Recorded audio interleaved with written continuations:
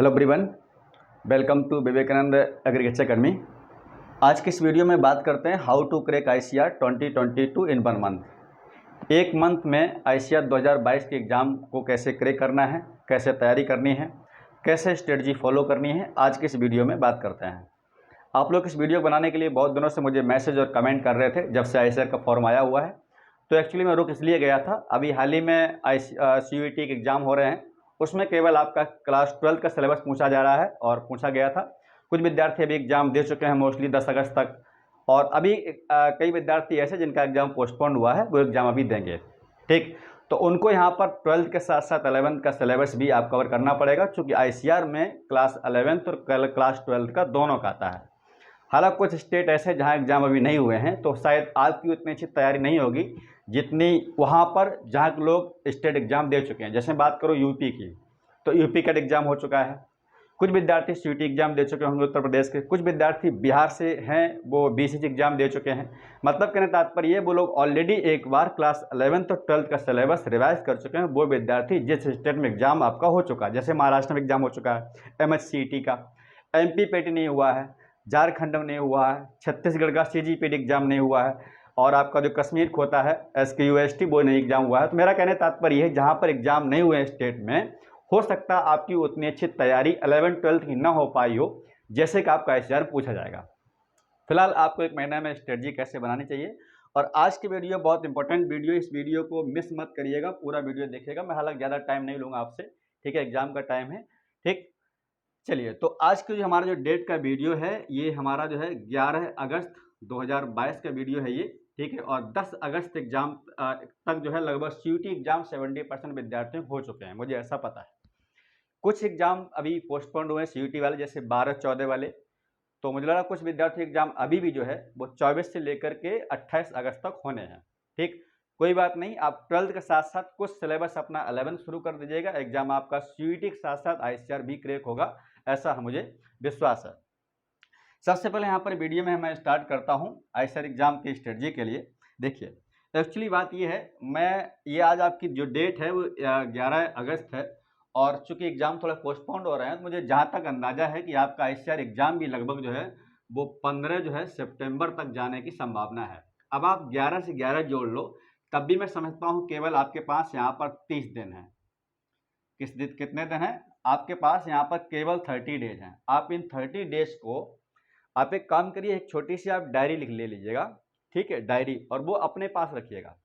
उस डायरी में आप केवल लिख लो कि 30 दिन मेरे पास हैं, 30 दिन मुझे आईसीआर एग्जाम देना है। मैं इसलिए कह रहा हूँ ताकि आपके पास सिलेबस बड़ा है। सिलेबस आपके पास 3 सब्जेक्ट होंगे, पीसीएम, पीसीबी या फिर पीसीए या फिर एसीबी। ठीक, अब मान लीजिए आपके पास जो सिलेबस है, जो चैप्टर पढ़ने हैं आपको, वो पीसीएम, या फिर हो सकता है आपके पास में पीसीबी हो, या फिर हो सकता है आपके पास में पीसीए ग्रुप हो, या हो सकता है आपके पास में एसीबी ग्रुप हो।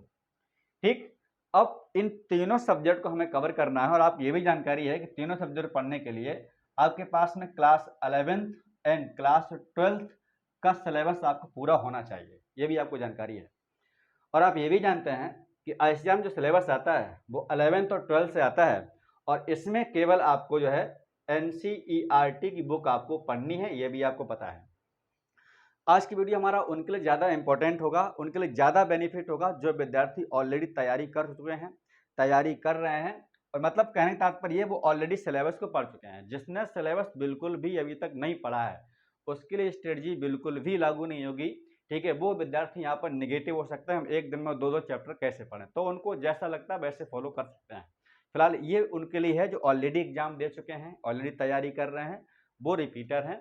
ठीक है, चलिए, तो यहाँ पर मैंने क्या बोला आपसे कि 11th-12th दोनों सिलेबस आपको पढ़ना है, और दोनों क्लास की आपको एनसीईआरटी पढ़नी, चूंकि आईसीआर जो एग्जाम में जो पेपर आता है उसमें 5 क्वेश्चन लगभग मुझे लग रहा है कि 45 क्वेश्चन सिलेबस से आपसे होते हैं, और करीब 5 क्वेश्चन ऐसा लग रहा है आउट ऑफ एनसीईआरटी होते हैं, ऐसा भी होता है। उसमें कई क्वेश्चन आपके असर्शन रीजन मिलेंगे, कई क्वेश्चन मैचिंग मिलेंगे, कई क्वेश्चन उसमें मोर देन 1 वाले मिलेंगे, चूंकि अब आपका एनटीए ट्रेंड जो है 2020 से काफ़ी बदल चुका है, ऐसा आप देखे होंगे। ठीक, तो अब आप यहाँ पर बात समझिए एक बात को। अब मैं अगर अपनी केमिस्ट्री की बात करूँ, तो केमिस्ट्री में देखा है कि जो क्लास 12 का सिलेबस होता है उसमें लगभग 60% सिलेबस आता है, 11th जो होता है उसमें लगभग आपका 40% होता है। चूँकि जो फिजिकल का पार्ट है वो लगभग आपका 12th में ही है। सरफेस केमिस्ट्री है, थर्मोकेमिस्ट्री है, केमिकल काइनेटिक्स है, इलेक्ट्रोकेमिस्ट्री है, सॉल्यूशन है, जो मेजर पार्ट है आपका 12th में ही है। ठीक, अब यहाँ पर मैं ये समझता हूँ, अभी हाल ही में जो विद्यार्थी एग्जाम दे चुके हैं अपने स्टेट का, या मान लो आप सीयूटी एग्जाम दे चुके हैं, अब सीयूटी एग्जाम में आपने 12th का सिलेबस पढ़ रखा है। अगर आपने अपने स्टेट का एग्जाम दिया हुआ, अब स्टेट अगर बोले तो ये आपका यूपी हुआ, बिहार हुआ, जो जो दे चुके हैं, उसमें आप 11th-12th का सिलेबस को ऑलरेडी पढ़ चुके होंगे। लेकिन आईसीआर में आपको थोड़ी अपनी स्ट्रेटजी को स्मार्ट बनाना है, क्योंकि सेंट्रल एग्जाम है, बड़ा एग्जाम है, लोग ज़्यादा बैठते हैं, यूनिवर्सिटी ज़्यादा है, सीट आपसे मुझे लग रहा है सीयूटी तुलना में कई गुना ज़्यादा है, तो कंपटीशन भी थोड़ा यहाँ पर ज़्यादा है और पेपर का लेवल भी यहाँ पर अच्छा है। इसलिए आपको स्ट्रेटजी बहुत स्मार्ट बनानी पड़ेगी और आपको स्ट्रेटजी बहुत ही अच्छी होनी चाहिए और एकदम बिल्कुल एक्यूरेसी होनी चाहिए। ठीक, ध्यान रखें इस बात का। ठीक, तो मैं क्या कह रहा हूँ, आपको ऑलरेडी सिलेबस यहाँ पर आपने पढ़ रखा होगा, 11th का भी और 12th का भी। अब इसी सिलेबस को कैसे और बेहतर बनाना है, तो हम थोड़ा सा यहाँ पर और पॉइंट डिस्कस करते हैं इसके बारे में, थोड़ा इसको हटाते हैं यहाँ पर। चलिए, अब एक बात आप समझो, पहले मैंने आपको एक सलाह दी है। क्या सलाह दी है कि आप एक डायरी बना लो और डायरी में आप क्या करना है, उस डायरी में आप डेली रूटीन डालना शुरू कर दो। आप एक डायरी ले लीजिएगा और ये ध्यान रखना, एक भी दिन आपका इसमें गैप नहीं होना चाहिए, जो भी आपका 30 डेज है, क्योंकि 30 दिन अगर आप अच्छे से तैयारी कर लेते हैं तो आप खुद सोचिए कि आज आप यहाँ पर हैं और 30 दिन बाद अगर एग्जाम क्वालिफाई कर लेते हैं तो आप आईसीआर किस यूनिवर्सिटी में होंगे, आप एक बार सोच लीजिएगा, तो शायद आपको पता चल जाएगा कि वास्तव में मैं अभी आज यहाँ पर हूँ और मेहनत करता हूँ, तो 30 दिन के बाद मेरा सपना कहाँ पर होगा, तो शायद आपको नींद भी नहीं आएगी। ठीक, लेकिन अगर आप ऐसा सोच लें, तो मान लीजिए आप किसी यूनिवर्सिटी में जाना है, एक बार उस यूनिवर्सिटी के बारे में गूगल सर्च करिएगा कि जी पंत यूनिवर्सिटी कैसी है। एक बार ऐसा सोच लीजिए कि शायद मैं अगर यहाँ पर हूँगा, रहूँगा, पढ़ूंगा, तो शायद मेरा करियर कैसा होगा। तो आज ही आपको पता चल जाएगा वास्तव में ये मुझे स्ट्रेटजी कैसे अपनानी चाहिए और शायद आपको नींद नहीं आएगी। ठीक, ये ध्यान रखें।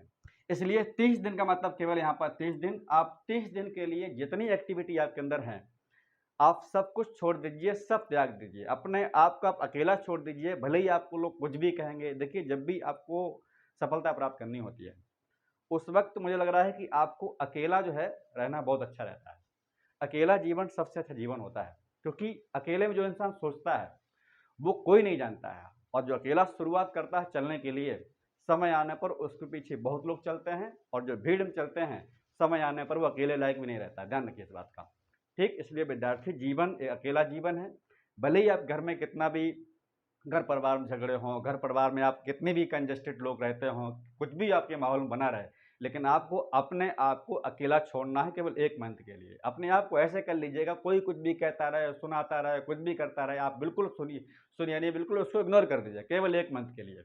1 मंथ के लिए जितनी एक्टिविटी है सब बंद कर दीजिएगा। केवल आप 30 दिन में सोचिएगा हमें कितना पढ़ना है, कैसे काम करना है, आप खुद समझ में आ जाएगा। ठीक, ये ध्यान रखना। ठीक है, तो आप एक डायरी बनाइएगा और उस डायरी में आप क्या काम करिएगा, केवल 4-4 दिन की स्ट्रेटजी फॉलो करिएगा। कैसे, देखिएगा, जो सिलेबस आपने ऑलरेडी पढ़ रखा है, मान लो जो भी सिलेबस आपने पढ़ रखा है, आप क्या करेंगे, 2 चैप्टर का डेली ओल्ड सिलेबस का रिवीजन करेंगे। पहली बात यह है, old syllabus, 2 chapter old syllabus का डेली रिवीजन करेंगे।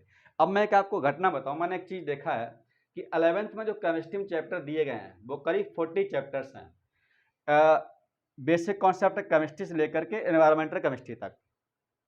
अब यहाँ पर आप देखिएगा, जो 12th केमिस्ट्री है उसमें करीब 16 चैप्टर हैं, सॉलिड स्टेट से लेकर के, और लास्ट में एक चैप्टर है पॉलीमर के बाद केमिस्ट्री इन एवरीडे लाइफ। तो ये आप टोटल आप जोड़िएगा, यहाँ पर कितने चैप्टर हो गए, 30 चैप्टर हो गए। अब 30 चैप्टर ऐसे आप नोट कर लीजिएगा डायरी में कि हमारे फिजिक्स में कितने चैप्टर हैं, केमिस्ट्री में कितने चैप्टर हैं, बायो में कितने चैप्टर हैं, अगर मैथ है तो मैथ में कितने चैप्टर हैं। ठीक, आप उनमें से उन चैप्टर को अलग कर लीजिएगा जो ऑलरेडी आपने पढ़ रखे हैं।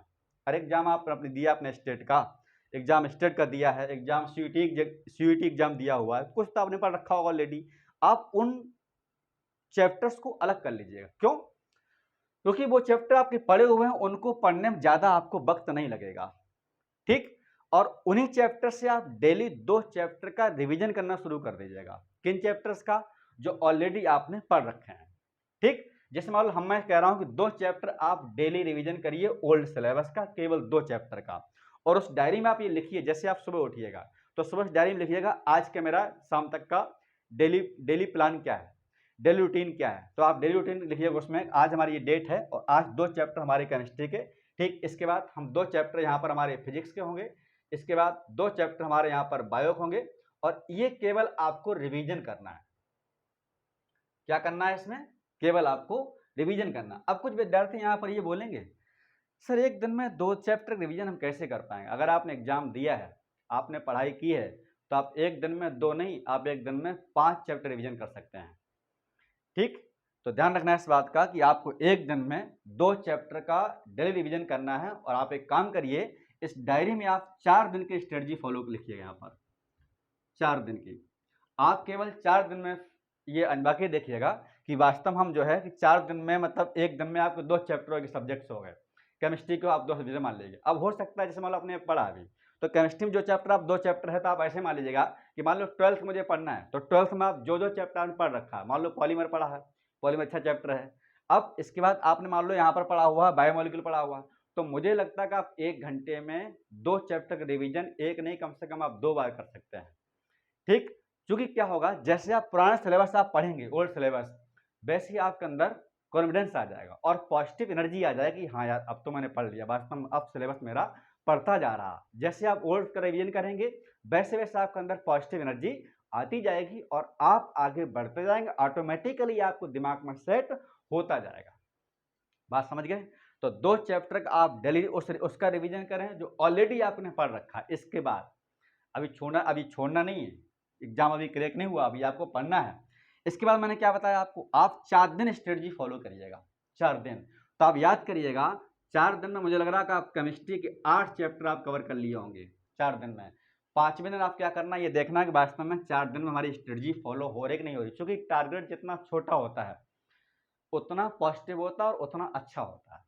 मान लिया आप 4 दिन सोचा, मुझे मान लो मंडे से लेकर के और थर्सडे तक इतना सिलेबस पढ़ना है, 2-2 चैप्टर। जब भी आप केमिस्ट्री के 8 चैप्टर पढ़ लिए होंगे ना, और आपको ढंग से अच्छे से आ गया होगा, तो जब भी आप सोचेंगे सिलेबस के बारे में, देखो जब तक सिलेबस आपका कंप्लीट नहीं होगा तब तक ICAR में सिलेक्शन आपका नहीं हो सकता। आप कितनी भगवान पूजा पाठ कर लो, कुछ होने वाला लाइफ में नहीं, मैं सही बता रहा हूँ, ठीक।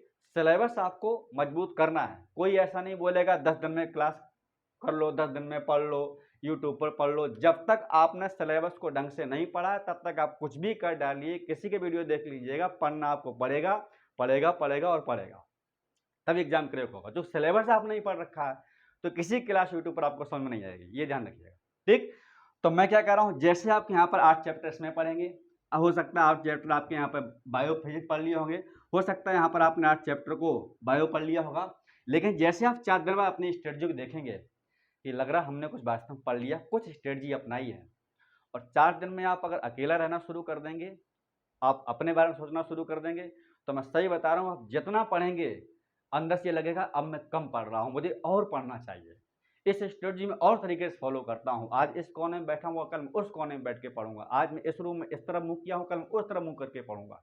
मतलब आप स्टडी जितना फॉलो करेंगे, आप जितना मेहनत करेंगे, मैं सही बता रहा हूँ, दावे के साथ आप उतनी अच्छी तैयारी करेंगे और उतनी अच्छी आपके अंदर एनर्जी आएगी। खुद आप अपने आप से मोटिवेट हो जाएंगे, किसी को आपको मोटिवेट करने का आपको ज़रूरत नहीं है, ठीक। तो ये बात आप क्या समझे कि हमें 4 दिन की स्ट्रेटजी बनानी है केवल, मतलब एक दिन आपने स्टडी बनाई, शाम तक 2 चैप्टर रिवीजन करना है, ठीक। फिर उसी बीच में आपको फिजिक्स करना है, उसी बीच में आपको केमिस्ट्री करना है। तो आपको केवल 2-2 चैप्टर का डेली रिवीजन करेंगे तो एक समय ऐसा होगा 30 दिन में आप आराम से, मुझे लग रहा है कि हर चैप्टर का आप कई बार पढ़ लिए होंगे। अब एक बात समझिए, जैसे आपके एक हफ्ता गुजरे, आप ऐसा मत करो कि 2 चैप्टर पढ़ते गए, आगे हम पढ़ते गए, पीछे सब साफ होता गया, ऐसा भी होता है। तो आप एक काम करिएगा कि जैसे आप देखेंगे, हाँ यार हम कुछ जैसे 4 दिन बाद देखेंगे, 4 दिन बाद 5वें दिन पर देखा, हमें याद हो गया, जैसे ही 5वां दिन आया आप एक बार पुराना रिवीजन का शुरू कर दीजिएगा। जैसे आप 2 चैप्टर पढ़े, अगले दिन आप जाइएगा तो एकदम उठाइए पूरा कॉपी, 4 चैप्टर गायब कर दिया आपने, फिर आप अगले दिन जाइएगा, फिर पुराना रिवीजन। मतलब आपको रिवीजन करना है, रिवीजन के अलावा और कोई भी तरीका बढ़िया नहीं है जो आपको वहाँ तक पहुँचा दे। क्योंकि रिवीजन करने से पता क्या होता है, जो भी हम पढ़ चुके होते हैं, जो हम भूले होते हैं, हमारा क्वेश्चन एग्जाम गलत क्यों होता है, क्योंकि हम पढ़े नहीं अच्छे से, मतलब रिवीजन नहीं किया हुआ। और रिवीजन करने से क्या होता है, हम बार बार कहीं अंडरलाइन करते हैं, बार बार अंडरलाइन करते हैं, वो चीज़ हमारे दिमाग में सेट हो जाती है। इसलिए क्वेश्चन हमारा गलत कभी नहीं होगा अगर रिवीजन किया होगा तो। इसलिए बार बार मैं आपसे कह रहा हूँ कि आपको ओल्ड सिलेबस का रिवीजन करना है ओल्ड सिलेबस का बार बार रिवीजन करके आगे बढ़ना है। आज 2 चैप्टर किया, कल आप 4 चैप्टर करिए, परसों आप 5 चैप्टर करिए। एक समय ऐसा होगा कि जैसे एग्जाम आपका पास आएगा, आप केवल 2 घंटा देखेंगे और 2 घंटे में आप पूरी ऑर्गेनिक केमिस्ट्री आप साफ कर लेंगे। आपने अगर नोट्स बनाया होगा तो इस वीडियो से आपको बहुत हेल्प मिलेगी। नोट्स अगर आप नहीं बनाया तो इस वीडियो कोई मतलब मैं बिल्कुल नहीं जैसे बता रहा हूँ, क्योंकि नोट्स से ही आपकी तैयारी अच्छी होती है। और नोट्स में क्या होता है, सब कुछ लिखा होता है। मान लो आपने क्लास किसी की ऑफलाइन ऑनलाइन कुछ भी सही, या आपने खुद आप नोट्स बनाया है किसी भी एनसीईआरटी किताब से या और किसी बुक से। अब आप एग्जाम टाइम पर 4 किताब से नहीं पढ़ सकते हैं। मैं सोचूं, आप सोचो सर किताब तो बहुत मोटी है, उसमें 2 चैप्टर हम कैसे कवर कर सकते हैं? आप नहीं कर सकते हैं। लेकिन जिसने नोट्स बनाया है वास्तव में, वो अपने नोट्स से कॉपी से 2 घंटे में 2 नहीं 2 घंटे में 4 चैप्टर रिविजन कर सकता है। ये मेरा गारंटी है, मेरा ये दावा है। ठीक, तो आप इस स्ट्रेटजी को फॉलो करिएगा जो मैंने बता रखी है। आपको 2 चैप्टर आपको डेली रिवीजन करना है। और जैसे आप 4 दिन बाद 5वें में जाएंगे, 5वें दिन में आप क्या करिएगा, जितना आपने पढ़ रखा 4 में, फिर उसका एक बार रिवीजन कर लीजिएगा। ठीक, अगले दिन आप जब आप जाइएगा, जब भी कॉपी उठाइएगा, फिर पुराना सिलेबस पढ़िएगा, फिर 2 नया चैप्टर पढ़िएगा। आप एनसीईआरटी को नहीं छोड़ना है। अब देखिए एक चीज और ध्यान रखिएगा, पढ़ते पढ़ते आप क्या करेंगे, जैसे मान लो आपने 1 घंटा पढ़ा, अब 1 घंटा पढ़ने के बाद कम से कम आपको यहाँ पर 10 मिनट का रेस्ट लेना है। क्या करना है? 10 मिनट का रेस्ट लेना है। 1 घंटा आप ऐसे पढ़िए, सब कुछ बंद, मोबाइल बंद, कोई बाहर की आवाज़ नहीं है तो उसको इग्नोर करिए, कोई मतलब नहीं। केवल आप 1 घंटा पढ़िए और 1 घंटे में कोशिश करिए कि मैं जितना पढ़ूंगा उतना आपसे खुद 10 मिनट में अपने आप से बोल के दिखाऊंगा। आप कुछ भी मान लो 1 घंटे में आपने कुछ भी चैप्टर केमिस्ट्री में पढ़ा, अब 10 मिनट में आप ये सोचो कि हमने 1 घंटे में पढ़ा क्या। जैसे आप दिमाग में सोचोगे पढ़ा क्या पढ़ा क्या पढ़ा क्या, तुरंत दिमाग निकल गया, हाँ ये पढ़ा ये पढ़ा। जैसे भूलो, अरे भूल गए, तुरंत कॉपी देखो, अच्छा ये पढ़ा, तो तुरंत दिमाग में सेट हो जाएगा। एक ये है। अगर मान लो दिमाग नहीं सेट हो रहा, ये लगेगा 10 मिनट में कि हमने कुछ पढ़ा, कुछ समझ में नहीं आया, दिमाग कचरा भरा, तो उसको निकालने के लिए क्या करें, फिर आप कॉपी देकर फिर रिविजन करें। आप एक चीज को 50 बार पढ़ोगे, वो दिमाग हमेशा के लिए आपको सेट हो जाएगा, कभी जिंदगी में आप उस चीज को भूल नहीं पाओगे। ठीक, तो ध्यान रखना है इस चीज़ के लिए। तो आज के वीडियो मुझे लग रहा है कि आपको कुछ यहाँ पर तसल्ली मिली होगी। आपको ऐसे रिवीजन करना है, आपको ऐसे पढ़ना है, एनसीईआरटी को आपको नहीं छोड़ना है। अब जैसे आप मान लो कॉपी बना ली, कोई चैप्टर पढ़ा, फिर जब पढ़ने के बाद क्या करें, टाइम मिले तो एनसीईआरटी उठा लीजिएगा, उसमें लाइन टू लाइन पढ़ना शुरू कर दीजिए। बायोलॉजी केमिस्ट्री में एनसीईआरटी से लाइन टू लाइन क्वेश्चन आता है, आपको 45 क्वेश्चन करीब ऐसा मिलेगा जो एनसीईआरटी पूरा मैच करता है। 5 क्वेश्चन नहीं मिलेगा, उसके लिए लड़ाई मत करिए, केवल आप 45 क्वेश्चन पर लड़ाई कर लो, आप आराम से टॉप यूनिवर्सिटी सिलेक्शन आप पा सकते हैं। ठीक, तो मुझे लग रहा है यहाँ पर जो है अब आपको चीज़ें समझ में आ गई होगी कैसे आपको पढ़ना है। और अगर हो सके तो 1 महीने के लिए आप कहीं भी लाइब्रेरी ज्वाइन कर लो। अगर ऐसा लग रहा है कि हमें घर में उतना अच्छा माहौल नहीं मिल पा रहा है, या रूम में इतना अच्छा माहौल नहीं मिल पा रहा है, बच्चे स्टूडेंट्स हैं, अगल बगल में ऊधमबाजी होती है, कुछ चीज़ें ठीक नहीं चलती हैं, तो केवल आप 1 मंथ के लिए आप लाइब्रेरी ज्वाइन कर लो। और लाइब्रेरी ज्वाइन करते टाइम वहाँ पर 1 महीने के लिए यही आप रूटीन अपनाइएगा। जैसे घर से निकलिएगा सोच लीजिएगा आज सुबह शाम तक मुझे इतना पढ़ना है। और कभी भी पढ़ाई में टाइम मत देखिएगा कि कुछ लोग सोचेंगे सर मैं 10 घंटा पढ़ता हूँ लगातार, उसका कोई मतलब नहीं है। अगर आप 2 घंटा पढ़ते हैं, एक सब्जेक्ट को दिन में 2 घंटा देते हैं, मुझे लग रहा है बहुत होता है। ठीक, आप दिन भर में अगर एक सब्जेक्ट में 2 घंटे देते हैं तो 2 घंटे आपके लिए बहुत पर्याप्त है। बशर्ते बात ये है, डिपेंड ये करता है कि 2 घंटे में आपने पढ़ा कितना। अगर 2 घंटे में दिमाग में अंदर जाता है और आप उससे बता पाते हो, तो मुझे लग रहा है आपके दिमाग सबसे अच्छा है। ठीक, तो ये एक स्ट्रेटजी थी आप सभी के लिए। मुझे आशा है पूरी कि आप इसको फॉलो करेंगे, पूरी तरीके से आप इसको पढ़ेंगे। और बाद बाकी हम लोग वीडियो लाते रहेंगे आपके लिए, ऐसे ही मोटिवेशनल वीडियो लाते रहेंगे। पीसीएम, पीसीबी, एसीबी और आपके पीसी ग्रुप के वीडियो लाते रहें, कैसे आपको स्ट्रेटजी बनानी है, कौन कौन से ऐसे इंपॉर्टेंट चैप्टर्स हैं। यूट्यूब पर भी हम लोग क्लास भी देंगे, आईसीआर प्रीवियस पेपर भी कराएंगे आपके, कुछ इंपॉर्टेंट चैप्टर भी कराएंगे जिसमें matching question, assertion, reason, more than 1 question वाले आंसर क्वेश्चन बुक आपको सब मिलेंगे। लेकिन आपको सिलेबस जब पकड़ में आएगा, सिलेबस आपने पढ़ा होगा, तो हर क्लास यूट्यूब पर हमारी पसंद आएगी, नहीं तो आपको पसंद उतनी नहीं आएगी।